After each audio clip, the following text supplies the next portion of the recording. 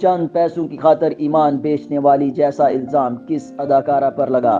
شہرت اور دولت کی خاطر شوبز میں آنے والی لڑکیاں زیادتی کا نشانہ بننے لگیں۔ نہ صرف نہیں بلکہ بہت سی مشہور لڑکیوں کو بھی جگہ جگہ ہراسانی کا سامنا کرنا پڑتا ہے۔ اس بارے میں کئی فنکار دبے لفظوں میں اظہار کر چکے ہیں، جس کے بعد اب ایک اور اداکارہ نے واضح انداز میں یہ راز فاش کر دیا ہے۔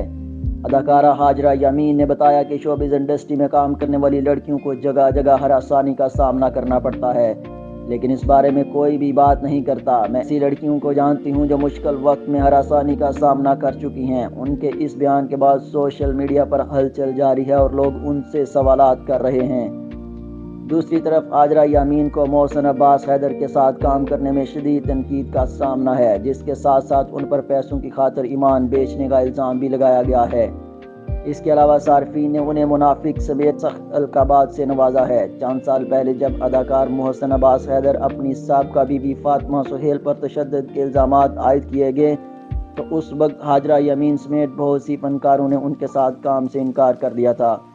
حال ہی میں ہاجرہ یامین اور محسن عباس حیدر کو ویب سیریز سیوک میں کام کا موقع ملا تو سوشل میڈیا صارفین نے ہاجرہ یامین کو ان کا ماضی یاد دلاتے ہوئے کہا کہ منافقت کی کوئی حد ہوتی ہے۔